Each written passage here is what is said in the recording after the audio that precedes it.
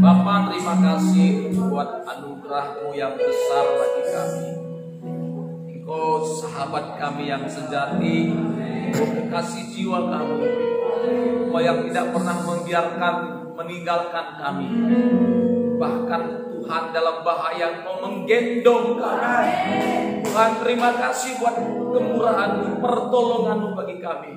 Terima kasih Bapa, kami bersyukur buat pagi hari yang indah ini. Kembali kami boleh kembali dipersekutukan lewat ibadah kami hari ini, untuk boleh mengingat kebesaran Tuhan.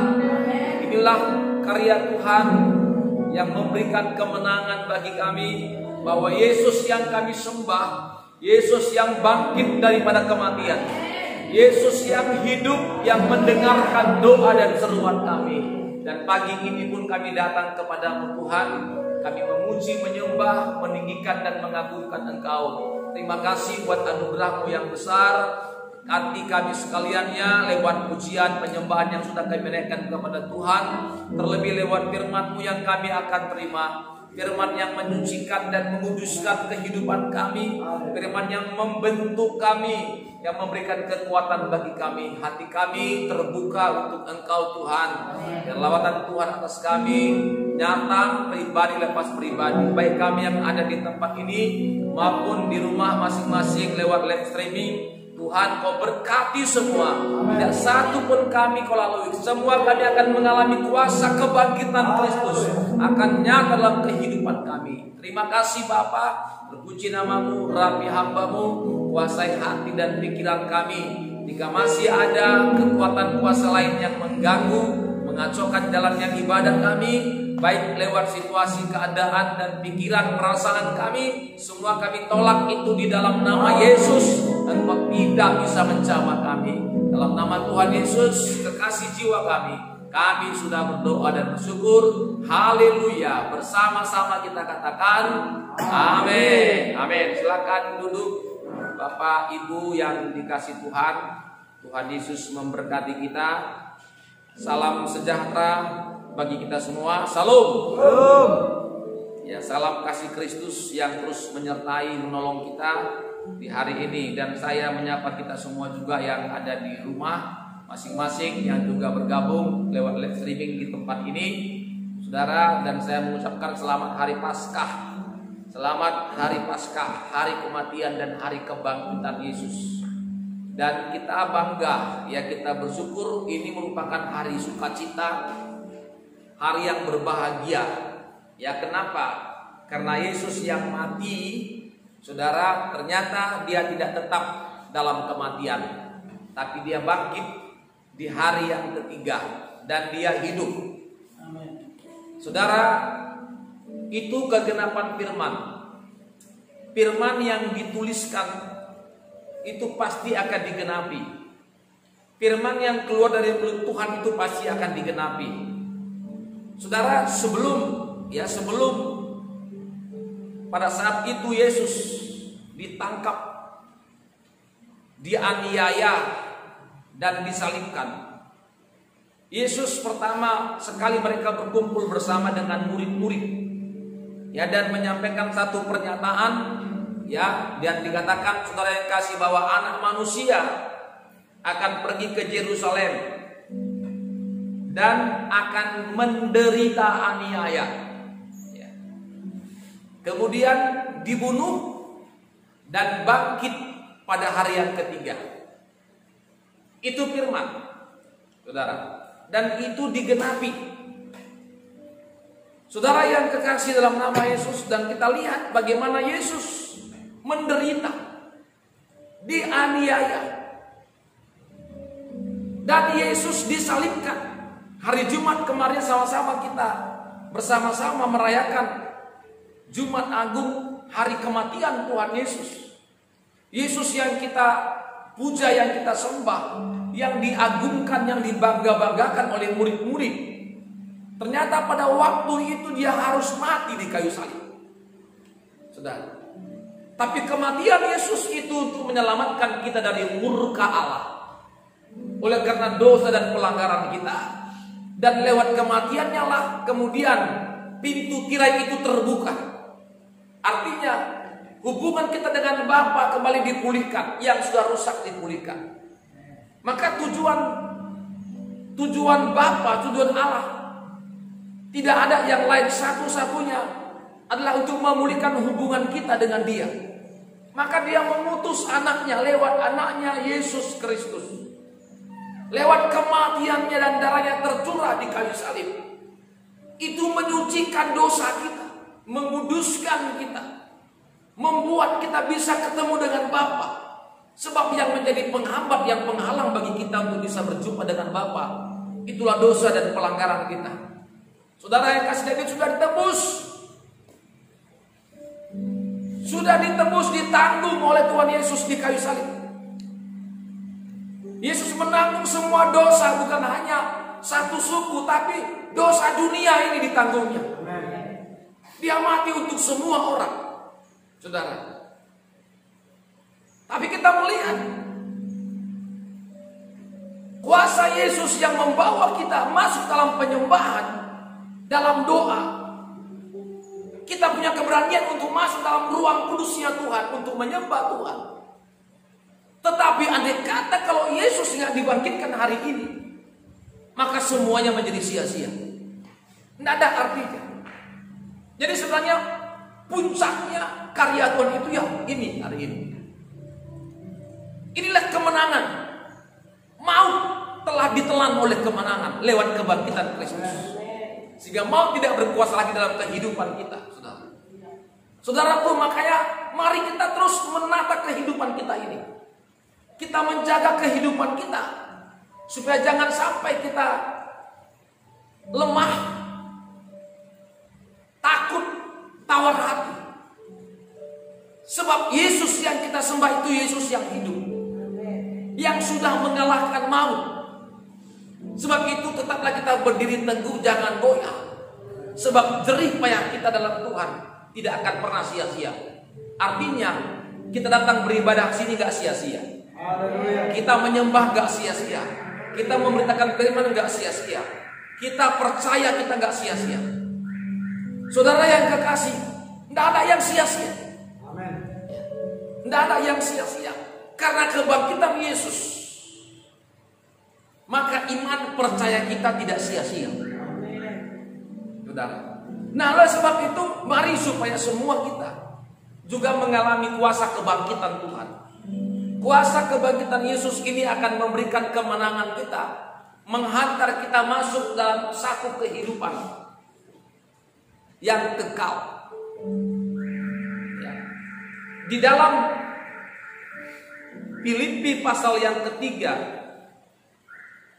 ayat yang ke-10, Rasul Paulus berkata, Filipi pasal yang ketiga, ayat yang ke-10 sampai ayat 11 saya akan bacakan kepada kita. Filipi pasal yang ketiga, ayat 10 sampai ayat 11. Yang kukehendaki ialah mengenal Dia dan kuasa kebangkitannya dan persekutuan dalam penderitaannya, di mana aku menjadi serupa dengan Dia dalam kematiannya, supaya aku akhirnya beroleh kebangkitan dari antara orang mati.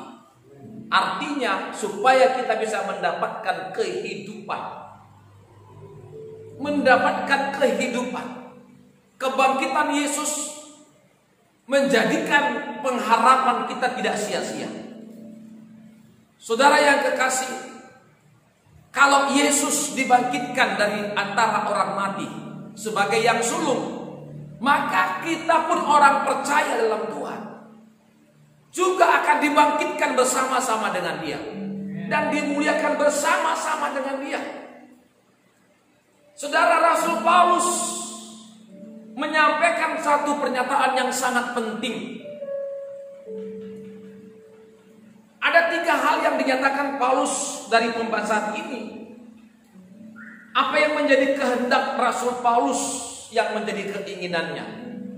Yang pertama sekali, mengenal Dia. Yang ku kehendaki ialah mengenal Dia, mengenal Tuhan, mengenal Yesus. Saudara, yang kedua, mengenal kuasa kebangkitannya. Dan yang ketiga, bersekutu dalam penderitaannya. Ini 3 poin penting ini tidak bisa dipisah, menjadi satu kesatuan yang kokoh untuk kita mendapatkan kebangkitan dari antara orang mati. Tapi yang saya mau angkat hari ini di bagian yang kedua, kuasa kebangkitannya. Yang ku kehendaki ialah kuasa kebangkitannya. Kuasa kebangkitan Tuhan. Saudara, Yesus bangkit bukan bangkit begitu saja, tapi ada kuasa yang membangkitkan Tuhan. Ada kuasa yang membangkitkan Tuhan. Dan kuasa yang membangkitkan Tuhan itu juga kita harus ingini. Itu menjadi kehendak kita. Yang ku kehendaki, artinya yang ku ingini, yang ku dambakan, yang ku harapkan, yang ku kehendaki ialah kuasa kebangkitannya. Amin. Kalau sudah kita mendapatkan kuasa kebangkitan itu, hidup kita akan aman di tengah-tengah dunia ini, saudara. Ya, kita gak perlu takut menghadapi apapun. Makanya kebangkitan Kristus itu adalah kemenangan yang luar biasa. Jadi membuat kita bersuka cita, saudara. Apa itu kuasa kebangkitannya? Itulah Roh Kudus. Roh Kudus. Makanya dahsyat kalau hidup kita dipenuhkan dengan Roh Kudus. Kalau kita dikuasai oleh Roh Kudus, Paulus tidak menginginkan apapun dalam hidupnya. Yang ku kehendaki ialah kuasa kebangkitannya. Kuasa Roh Kudus. Paulus itu, saudara, tidak pernah bergerak dengan keinginannya sendiri, tapi selalu dikuasai Roh Kudus. Makanya dia berkata, sebagai tawanan roh, aku pergi ke Yerusalem, dan aku tidak tahu apa yang terjadi atas diriku selain penderitaan dan aniaya. Tapi dia aku yang mengerjakan apa yang Tuhan perintahkan. Kalau sudah ditawan roh, dikendalikan Roh Kudus, kuasa kebangkitan itu adalah kuasa Roh Kudus. Ada 4 poin penting hari ini kita tangkap ketika kita menerima kuasa kebangkitan. Ketika kita mengalami kuasa kebangkitan, ketika kita menerima kuasa Roh Kudus, yang pertama sekali, kuasa kebangkitan itu akan menghidupkan tubuh kita yang panah ini. Makanya jangan takut dengan virus, ya, termasuk virus corona. Kalau kita dipenuhkan dengan Roh Kudus dengan benar, itu kan kuasa kebangkitan. Itu akan menghidupkan kita. Jangankan belum penyakit, orang yang mati pun bisa dibangkitkan, dihidupkan. Kita akan lihat nanti, saudara. Tapi dalam Roma 8 ayat yang ke-11, kita buka dulu, kita bersama-sama. Roma pasal yang ke-8. Roma 8 ayat yang ke-11. Roma 8 ayat 11, demikian firman Tuhan. Dan jika roh dia itu roh Allah, maksudnya Roh Kudus, yang telah membangkitkan Yesus dari antara orang mati, itulah Roh Kudus, diam di dalam kamu, tinggal dalam kita, maka Ia yang telah membangkitkan Kristus Yesus dari antara orang mati akan menghidupkan juga tubuhmu yang panah itu oleh Roh-Nya yang diam dalam kamu. Menghidupkan juga tubuhmu. Ini tubuh yang panah. Tubuh yang panah yang ini, saudara. Kalau Roh Kudus itu diam di dalam kita. Kuasa Roh Kudus yang membangkitkan Yesus dari antara orang mati itu akan menghidupkan tubuh kita yang mati. Amin. Makanya kalau kita semua perlu Roh Kudus, aman ini. Ya. Makanya harus selalu perlu Roh Kudus. Setiap waktu kontak terus, bersekutu dengan Roh Kudus.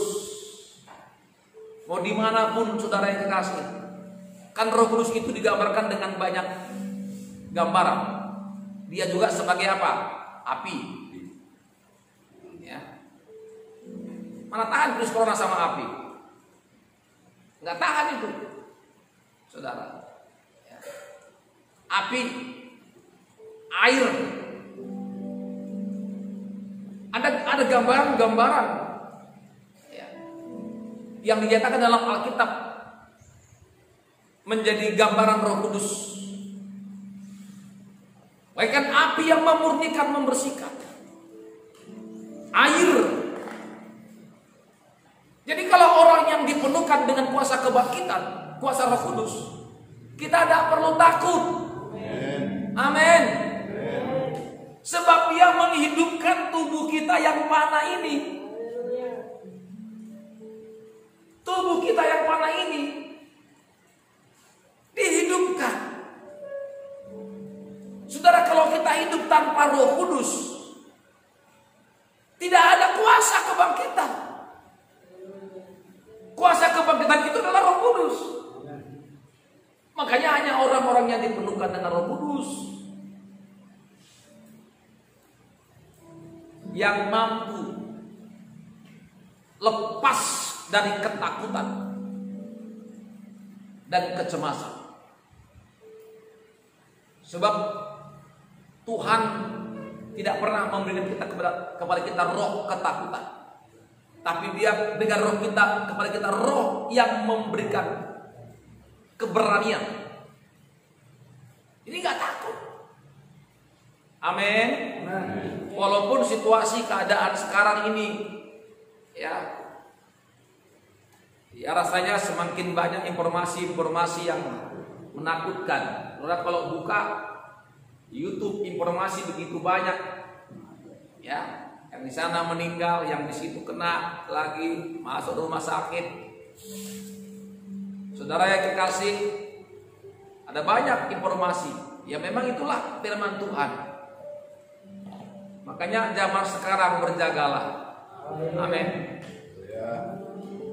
Zaman sekarang berjagalah. Lihat dunia bergelora, kedengaran sana sana banyak kabar menggemparkan kerinduan pada Yesus. Amin. Banyak kabar yang menggemparkan, saudara. Ya, sebenarnya kalau dipikir-pikir, ya, pemerintah maunya sih di lockdown sekalian aja keinginannya, tapi karena melihat kondisi tidak akan memungkinkan dengan bangsa yang besar seperti ini. Bagaimana bisa membiayai kehidupan ya masyarakat Indonesia yang begitu besar? Ya maka dibuat sekarang PSBB, ya, pembatasan sosial berskala besar. Ya, jadi saudara kasih, yaitu solusi yang sekarang dikeluarkan yang bisa kita juga perhatikan bersama-sama, saudara. Tapi tetap kita harus jangan kita hanyut dengan informasi-informasi dari dunia yang menggetarkan hati.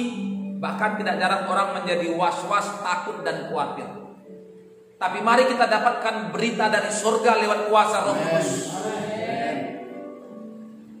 dapatkan pesan dari surga lewat kuasa Roh Kudus yang menuntun memimpin kita. Saudara yang kekasih, kuasa kebangkitannya. Kuasa kebangkitannya. Makanya ini perlu terus kita bangun kehidupan kita. Membangun hubungan dengan Tuhan, persekutuan dengan Tuhan. Kemarin di dalam ibadah malam saya sampaikan, saudara, apa perbedaan Sodom dan Niniwe? Ya. Itu kan dua-dua mau dihancurkan. Sodom juga kejahatannya luar biasa. Jahat. Maka Tuhan murka. Tuhan akan hancurkan Sodom itu. Tuhan murka. Dan di sana ada orang benar yang namanya Lot. Tapi orang gak menghargai. Orang gak mau dengar. Dan begitu Tuhan mau berencana untuk menghancurkan Sodom, Abraham bersamaan. Abraham berdoa. Berdoa, saudara. Ketika Tuhan beritahukan kepada Abraham, Abraham mulai nego dengan Tuhan. Bagaimana kalau 50 orang ada dengan orang benar? Tuhan bilang, tidak akan aku hancurkan kota itu. Dia kalau 40, 30, 20, sampai yang terakhir berapa? 10 orang. Andai kata ada 10 orang saja di Sodom itu, aku tidak akan hancurkan kota itu. Tapi ternyata tidak ada. Yang ada hanya berapa orang? 4 orang. Lot, istri dan 2 anaknya. Saudara, maka Tuhan hancurkan kota itu. Niniwe juga sama. Kalau kita baca dalam kitab Yunus, kejahatan Niniwe itu telah sampai di hadapan Tuhan, katakan. Dan diutus Yunus untuk ke Niniwe. Waktu diutus ke Niniwe, saudara, Yunus menyimpang ke Tarsis.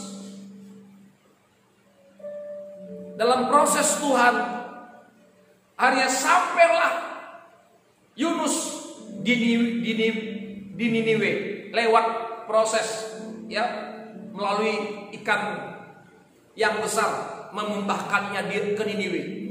Saudara yang kekasih, dan saat itu Yunus KKR menyampaikan firman. Tahu firmannya apa yang disampaikan pada waktu itu? Bertobatlah 40 hari lagi, kota ini akan ditunggang balikan, akan dihancurkan. 40 hari lagi, kota ini akan dihancurkan. Khotbahnya itu aja. Ada yang lain. Tapi kita lihat, walaupun khotbah begitu, khotbah setengah hati, karena dia khotbah dengan kemarahan, karena memang dia nggak ingin mau ke Niniwe, tapi dipaksa ke sana, saudara. Tapi dia khotbah begitu pun, mereka meresponi, orang Niniwe meresponi, sehingga dari pemimpinnya sampai hewannya pun ikut berpuasa. Sehebat apapun doa kita, kalau bangsa ini nggak mau bertobat, sujud menyembah Tuhan, sulit untuk dipulihkan. Maka pertobatan ini paling penting. Maka kita berdoa semua, minimal kita umat Tuhan, orang-orang Kristen dulu jadi contoh, jadi berkat. Ambil waktu kita untuk berdoa, berpuasa, saudara, untuk menyelamatkan bangsa ini. Bukan kurang hebat doa Abraham. Abraham dekat dengan Tuhan, sahabatnya dengan Tuhan, tapi tetap Sodom dihancurkan. Tapi Yunus, orang yang melawan kepada Tuhan, menyimpang daripada perintah Tuhan, Tapi ketika firman itu disampaikan, saudara, Niniwe mendengarkan khotbahnya dan semuanya bertobat, berpuasa, menyembah. Niniwe diselamatkan. Haleluya. Indonesia juga bisa diselamatkan. Makanya nggak boleh kita berhenti berdoa, menyembah. Konsep doa kan nggak selalu harus kumpul rame-rame di gereja. Di rumah masing-masing kok boleh kita berdoa, beribadah. Gak masalah. Tapi bangun terus persekutuan dengan Tuhan. Kalau kita mau mendapatkan keselamatan dari Tuhan, tidak ada yang lain. Kuasa kebangkitan lewat kuasa Roh Kudus, itulah kuasa kebangkitannya yang membawa kita bisa bersekutu dengan Bapa. Tidak ada artinya walaupun kematiannya mengarahkan kita untuk bisa bersekutu dengan Tuhan dengan membuka tirai itu, tapi kalau kita nggak menerima Roh Kudus, sia-sia. Artinya Yesus nggak bangkit. Tidak ada artinya doa kita. Maka yang ku kehendaki ialah kuasa kebangkitannya. Itulah kuasa Roh Kudus. Jadi kuasa Roh Kudus itu, saudara, menolong, menyelamatkan, memulihkan, menyembuhkan. Jangan takut. Jangankan penyakit, orang mati pun bisa dihidupkan. Kalau kita melihat, saudara yang kekasih, ada dua contoh dalam Alkitab yang kita saksikan, yang kita baca. Yang pertama Lazarus, saudaranya Maria Magdalena dengan Marta.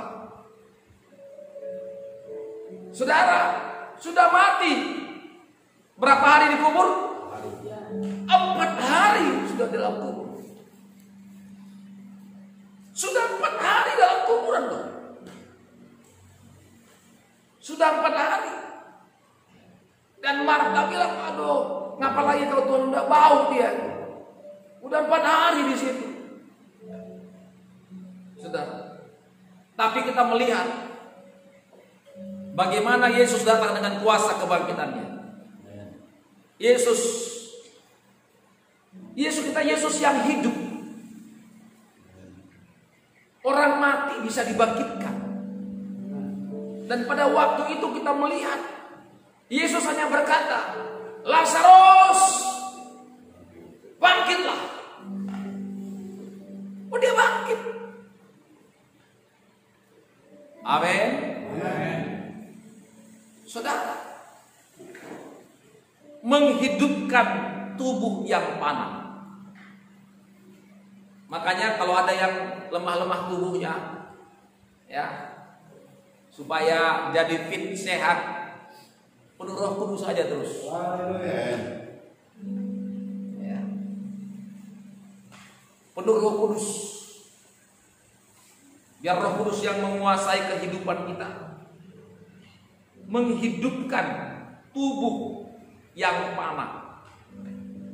Yang panah ini sekarang ini, saudara. Maka yang sakit bisa disembuhkan. Kalau yang sakit-sakit, yakin, ya. Lalu jangan langsung terintimidasi, sedikit batuk dibilang virus. Ya, jangan juga terintimidasi dengan itu, karena kita kadang-kadang digiring pikiran kita ini, ya, kepada konsep-konsep seperti itu. Kalau kita dipenuhkan dengan kuasa kebangkitan, itulah kuasa Roh Kudus. Amen. Hidup kita aman bersama dengan Tuhan. Haleluya. Kuasa kebangkitannya menghidupkan tubuh yang panah ini.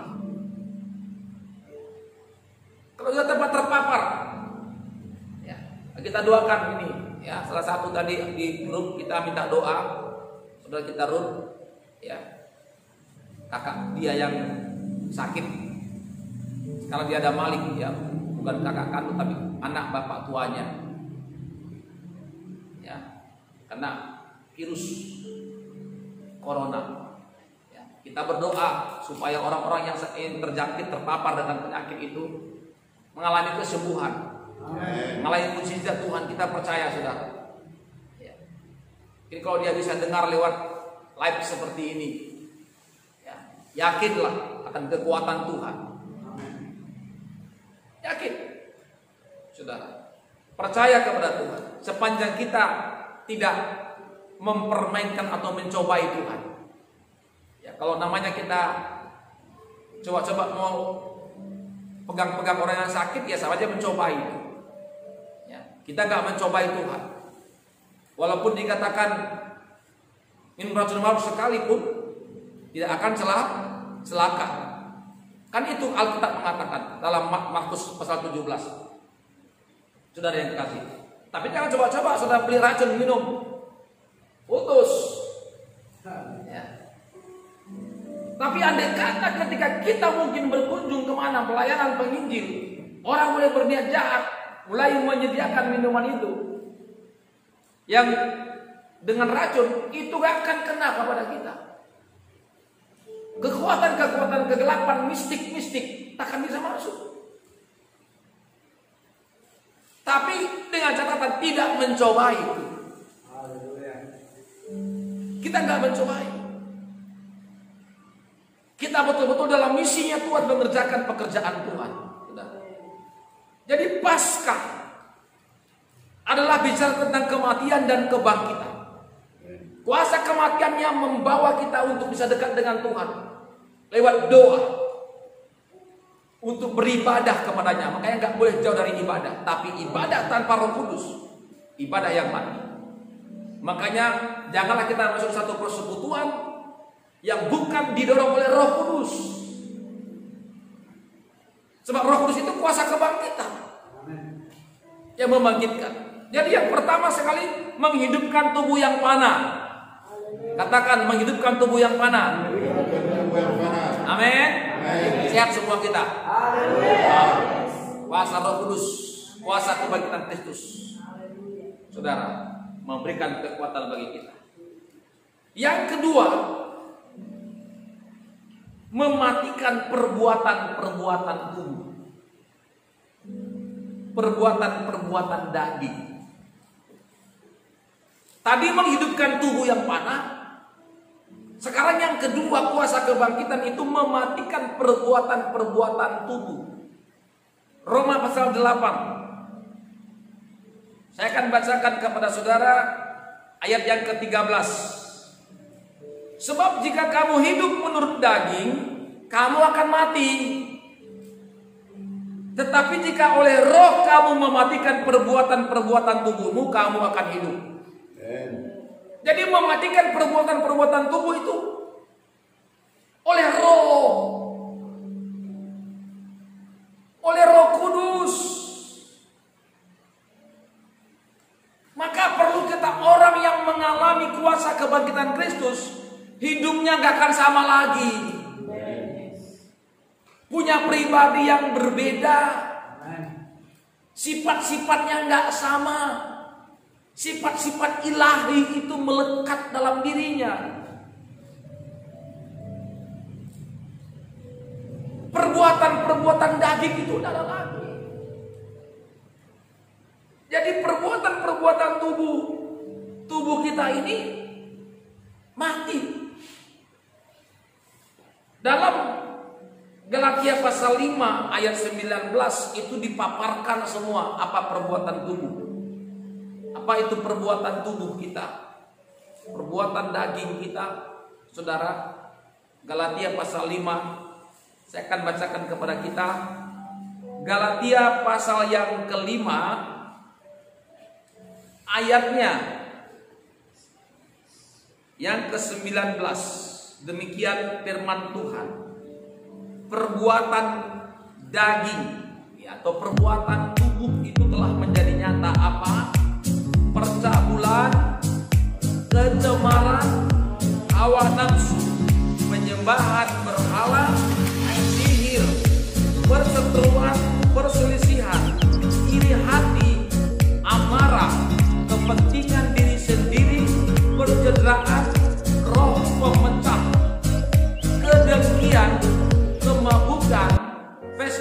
metafora dan sebagainya. Terhadap semuanya itu kuperingatkan kamu supaya seperti yang telah dibuat dahulu, bahwa barang siapa melakukan hal-hal yang demikian, ia tidak akan mendapat bagian dalam kerajaan Allah. Perbuatan daging telah nyata. Kalau masih ada dari salah satu urutan uraian tadi itu melekat dalam diri, harus kita temukan kuasa kebangkitan Yesus itu mematikan perbuatan-perbuatan daging. Ada iri hati, kemarahan. Saudara, sudah banyak yang kita lihat dalam uraian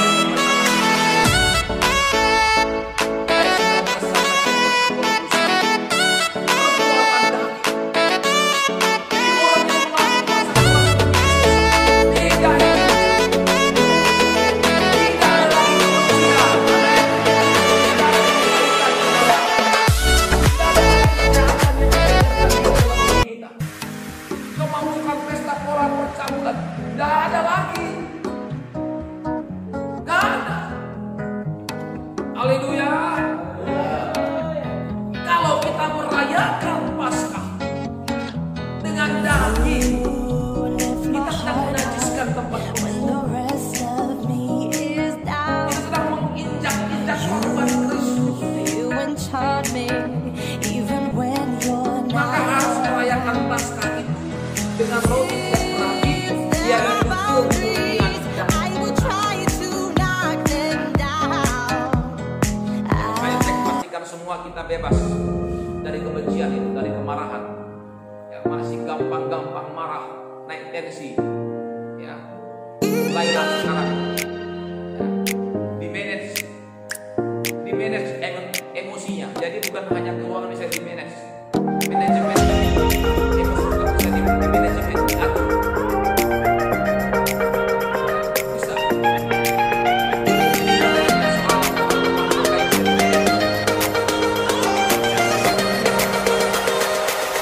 Bisa diatur sedemikian rupa sehingga kita nggak menjadi orang yang berantakan, sembrono.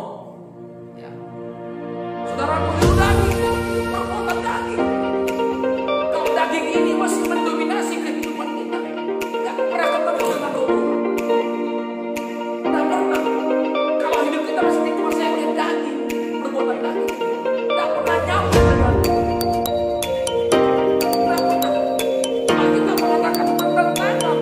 Itu sebabnya ayat 16 dikatakan, maksudku ialah hiduplah oleh roh, maka kamu tidak menuruti keinginan daging.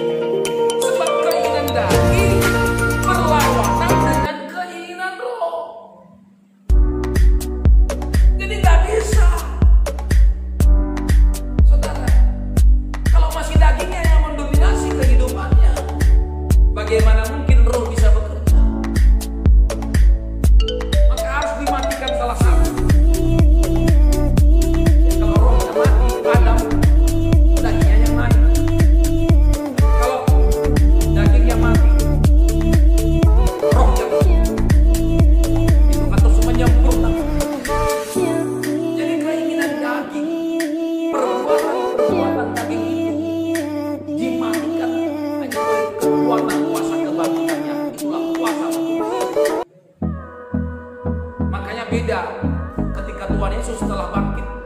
Sebelum bangkit dia beda. Saudara, beda. Hidupnya beda. Hold me close till I get up. Time is barely on our side. Kemuliaan. I don't wanna waste what's left. Tadinya masih tubuh yang berdosa. Bukan dosa dia. Dosa kita yang ditanggungnya. Tapi itu sudah diselesaikan di kayu salib. Dia sudah mati di situ. Dan dia bangkit. Ketika dia bangkit dalam tubuh kemuliaan. Dosa nggak lagi bisa menyentuh hidupnya. Gak bisa. Sebab itu orang-orang yang mengalami kuasa kebangkitan bersama dengan Yesus, dagingnya sudah harus mati. Keinginan dagingnya, perbuatan-perbuatan dagingnya harus mati.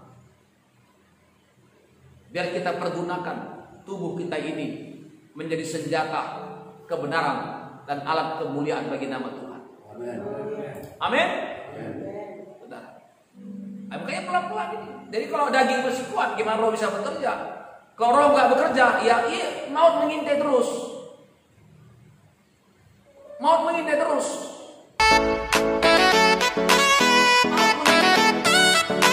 Bagaimana kita bisa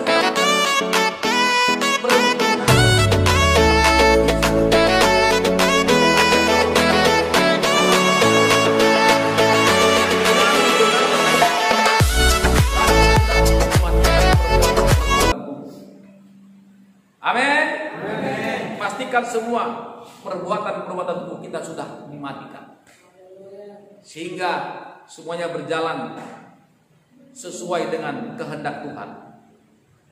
Yang ketiga, kuasa kebangkitannya, itulah kuasa Roh Kudus. Itu akan memimpin hidup kita. Memimpin hidup kita. Saya akan baca ayat 14 Roma tadi. Kita masih di Roma, pasal yang ke-8. Ayat 14. Ayat 14 saya akan bacakan kepada kita. Roma pasal 8 ayat 14 demikian.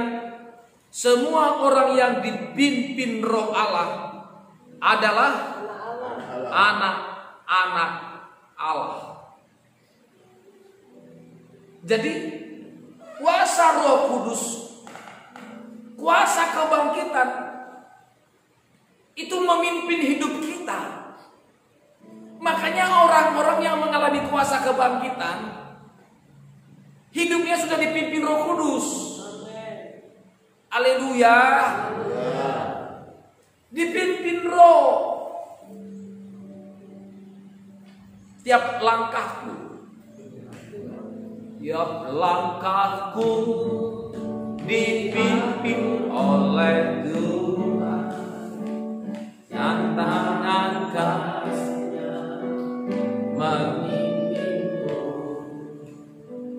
di tengah gelombang dunia. Amin.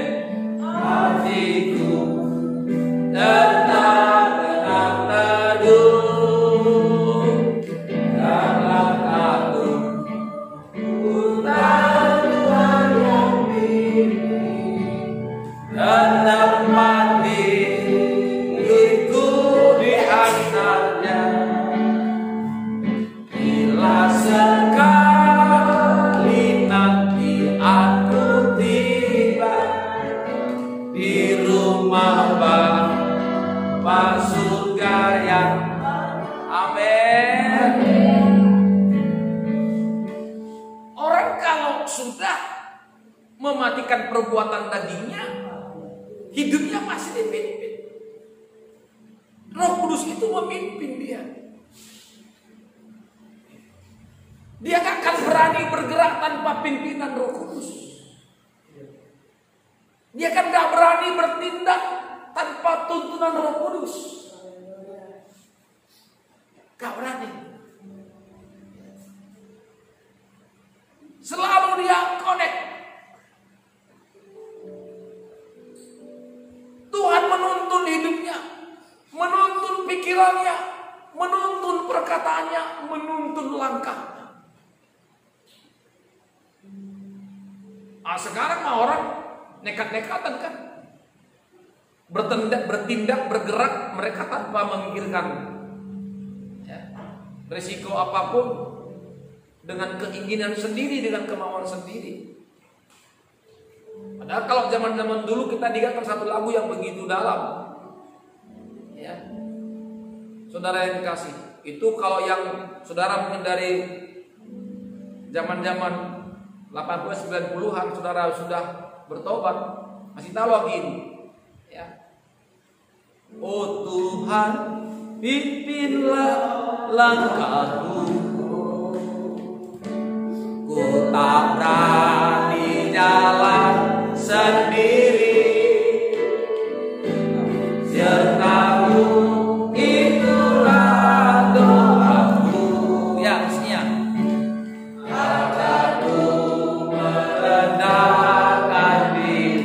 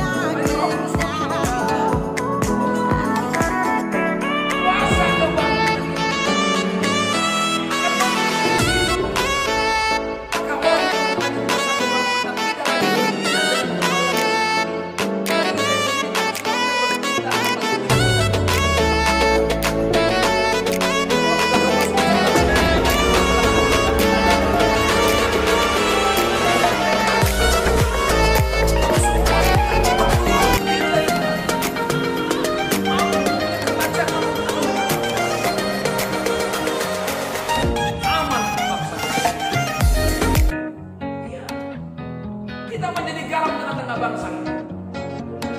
Garam itu adalah mau terlambat membusuk.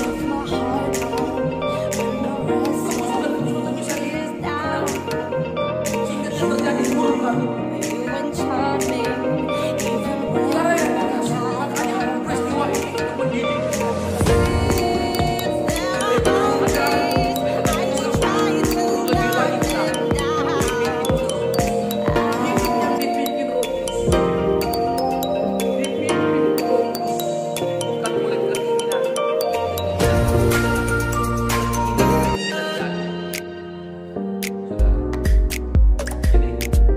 Lagi di bawah hukum Taurat, aturan-aturan enggak. Dalam Galatia 5:16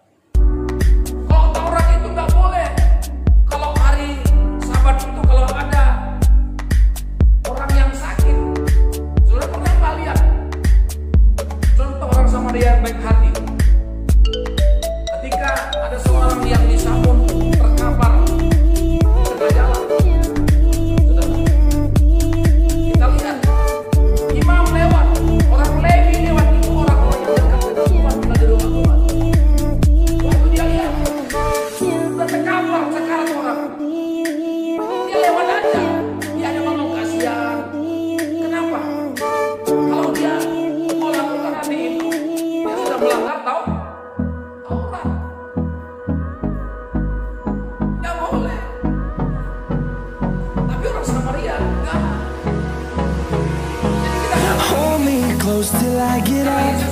Time is barely on our side. Sudah bangkit bersama dengan Yesus, terima kuasa kebangkitannya, hidup kita bukan lagi di zaman Taurat, tapi zaman kasih karunia yang dituntun oleh Roh Kudus. Amin. Roh Kudus akan menuntun kita, saudara. Tentu juga standarnya ada firman Tuhan yang menjadi patokan kita. Amin. Jadi sekali lagi, mari berikan hidupmu dipimpin oleh Roh Kudus, supaya jangan kita hidup menurut Taurat, aturan-aturan, tapi kita hidup sesuai dengan pimpinan Roh Kudus. Ya. Tuhan Yesus juga melanggar itu. Dia duduk bersama dengan pemungut cukai. Ahli Taurat marah. Ya, makanya ada banyak ahli Taurat itu bahaya itu, saudara. Sebabnya dikatakan celakalah hai para ahli Taurat. Jadi kalau kita nggak hidup dalam tuntunan Roh Kudus, celakalah kita. Makanya mulai hari ini, mari terimalah kuasa kebangkitan Yesus. Dan yang terakhir, yang keempat, kuasa Roh Kudus itu mengalahkan ketakutan dalam diri kita.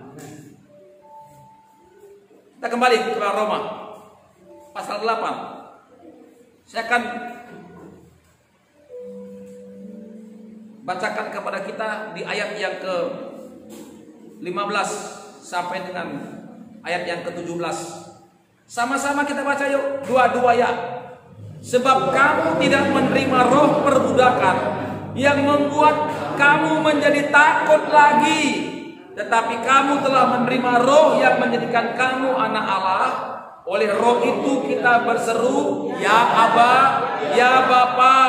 Jadi kita nggak perlu takut lagi. Tidak takut lagi. Kenapa kita nggak takut? Sebab Roh Kudus itu melahirkan kita menjadi anak-anak Allah. Jadi anak-anak Allah itu aman hidup kita. Aman. Makanya saudara jangan takut, jangan khawatir di masa-masa yang sukar sekarang. Jangan takut di masa-masa kesulitan pada hari-hari ini. Jangan takut. Ketika kita mengalami kuasa kebangkitan, kuasa Roh Kudus itu akan menyingkirkan segala ketakutan kita, membuat kita nggak takut lagi. Kenapa nggak takut? Karena ada jaminan Tuhan. Sebab dikatakan ayat yang ke-16, roh itu, jadi roh itu, itulah Roh Kudus. Roh itu bersaksi bersama-sama dengan roh kita bahwa kita adalah anak-anak Allah. Jadi ada satu penyatuan roh Allah dengan roh kita, sehingga kita disebut anak-anak Allah. Makanya kita nggak takut lagi. Kita bisa berkata roh yang ada pada aku lebih besar dari semua roh yang ada dalam dunia ini. Kalau sudah menjadi anak Allah, berarti kita menjadi ahli waris. Kalau jadi ahli waris, apalagi ditakutkan. Haleluya. Haleluya. Jadi anak-anak Allah, kita menjadi ahli warisnya Tuhan. Kuasa yang ada pada Tuhan ada pada kita. Oh iya tuh. Sudah. Makanya kan Tuhan bicara bagi lewat firman-Nya. Saudara, ya. Barang siapa yang percaya kepadaku, ia akan dapat melakukan apa yang kulakukan, bahkan yang lebih besar. Karena Roh Kudus. Jadi jangan lagi ketakutan dalam hidup kita. Haleluya.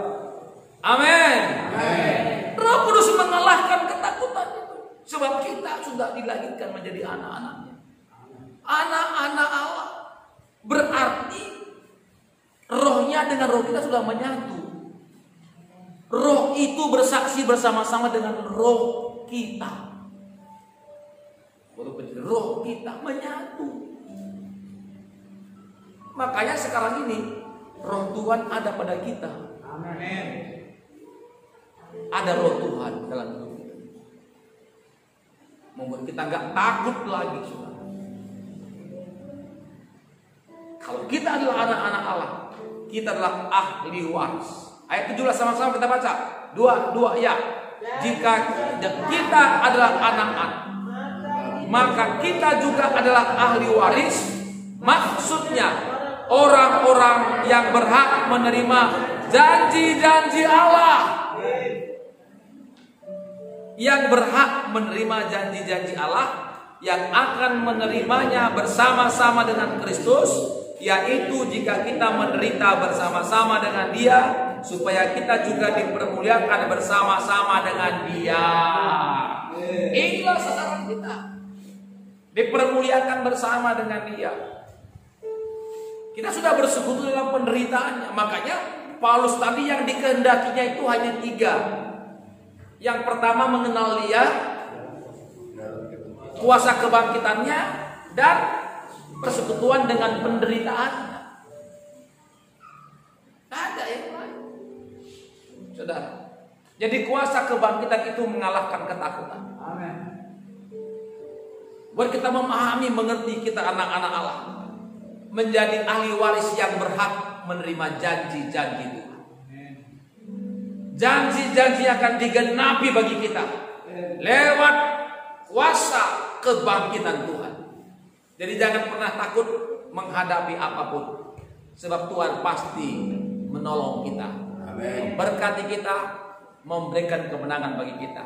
Dimanapun Bapak Ibu Saudara sedang jemaat Tuhan yang dapat mendengarkan siaran ini, saudara yang kasih lewat ibadah pas kebangkitan Yesus pada hari ini, baik yang di rumah-rumah, ya di Medan sekitarnya, yang di Binjai sekitarnya, dan juga yang ada di Kabanjahe atau di tempat-tempat yang lain yang bergabung bersama dengan kami lewat live streaming. Biar kiranya Tuhan memberkati kita semua, mengalami kuasa kebangkitan bersama dengan Tuhan. Dan kuasa kebangkitan itu akan menghidupkan tubuh kita yang panah ini. Jangan takut ada penyakit apapun, dia akan bisa menyentuh kita, dan perbuatan-perbuatan daging kita akan dimatikan, dan kita hidup di pipi Roh Kudus, dan kita tidak akan takut sebab ada jaminan menjadi anak-anak Allah, menjadi bagi kita untuk mendapatkan janji-janji Allah. Tuhan Yesus memberkati kita semua. Mari kita tutup Alkitab kita, saudara, sama-sama kita bangkit berdiri. Semua jemaat Tuhan yang di tempat ini dan yang di rumah, sama-sama kita bangkit berdiri. Kita membuka hati kita di hadapan Tuhan. Biar Roh Kudus yang bekerja, Roh Kudus yang menolong kita. Jangan pernah takut, jangan pernah bimbang. Buka hati, biar Roh Kudus boleh memenuhkan hati kita. Allah Roh Kudus, jamah hatiku.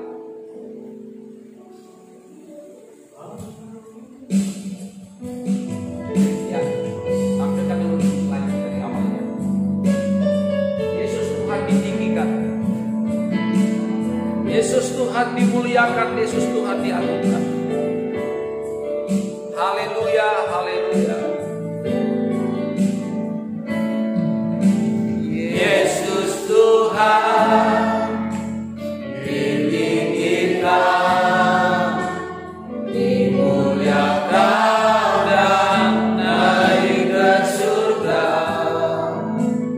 Dia berikan Roh Kudus-Nya, menguatkan dan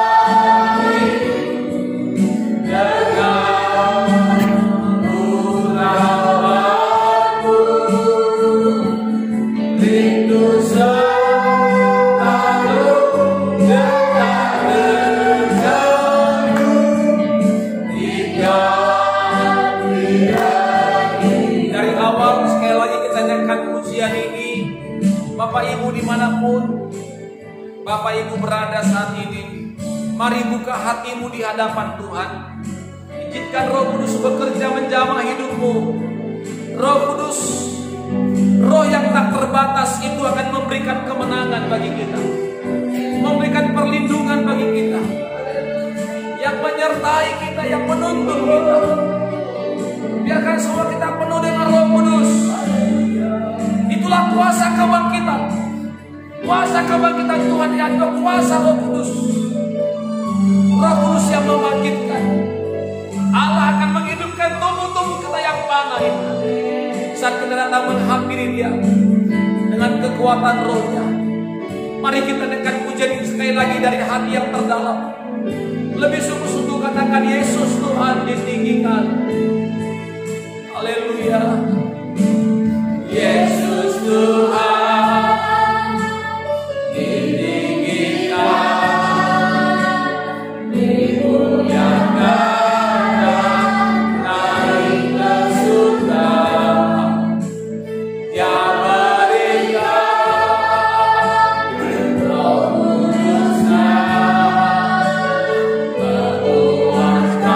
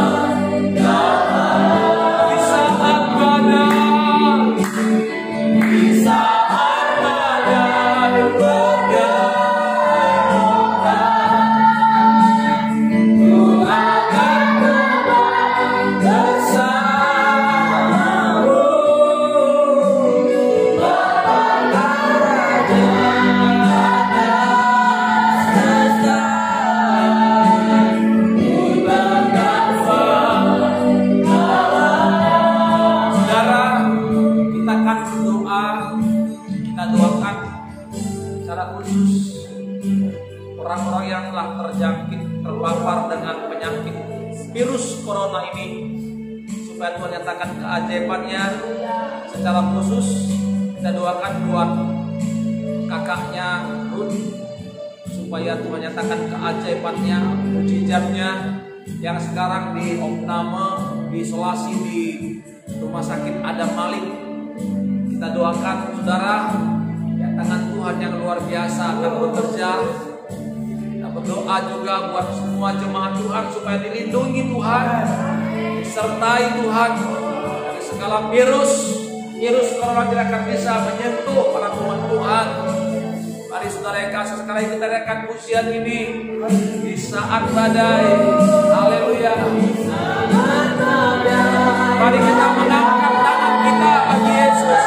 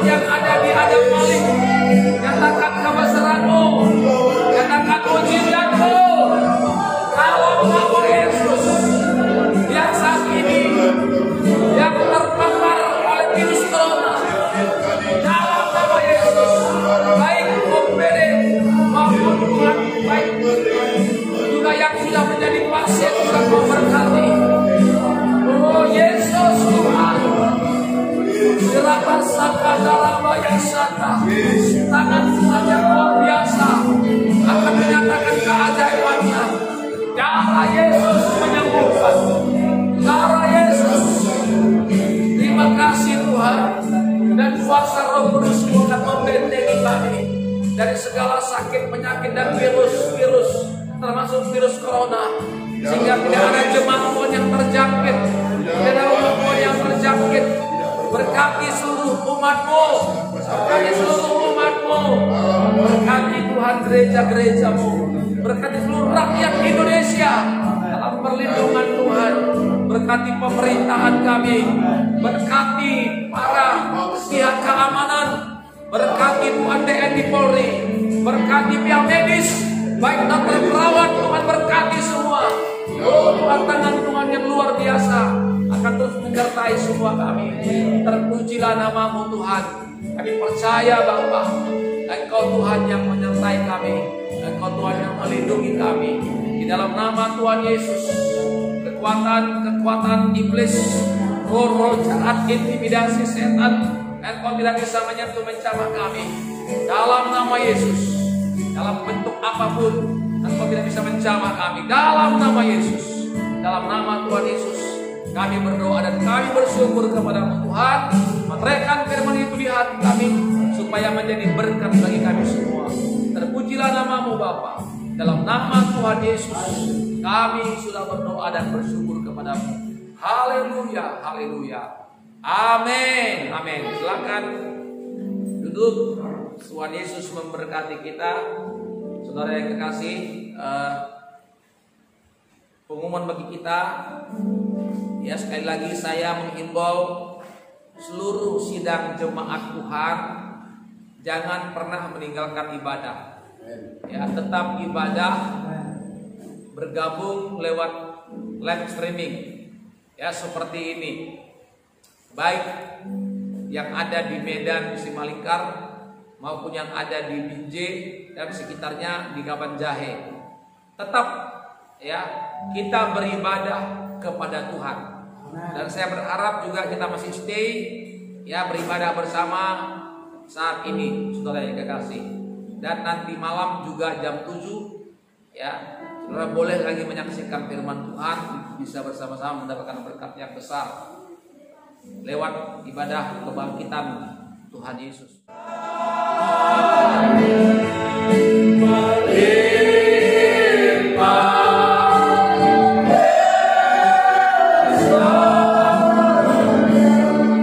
Mari kita berdoa. Bapa di surga, terima kasih buat kebaikan-Mu bagi kami yang sudah memberkati ibadah kami pada pagi ini. Lewat kekuatan kuasa firman yang sudah kami dengar, hati kami bagaikan tanah yang subur. Ketika firman ditabur, firman itu tertanam, tumbuh berbuah, sehingga hidup kami diberkati Tuhan.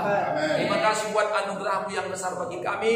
Sebentar kami akan kembali ke tempat kami masing-masing. Tuhan, Kau menyertai, Kau memberkati kami semua, baik yang di tempat ini, Medan Simalingkar, Binjai sekitarnya, dan juga Kabanjahe. Tuhan, Kau berkati. Agar Tuhan yang luar biasa memberkati kami semua, dimanapun berada dalam perlindungan penyertaan Tuhan. Terima kasih Bapa. Segala pujian, hormat, kemuliaan hanya bagi Tuhan Yesus. Saudara yang dikasihi Tuhan, angkatlah kedua tanganmu dan terimalah berkat dari surga. Biarlah kasih daripada Allah Bapa dan anugerah dari Tuhan Yesus Kristus serta persekutuan dengan Roh Kudus, itulah yang menyertai kita sekarang dan sampai selama-lamanya. Amin. Bapa, terima kasih. Bapa, terima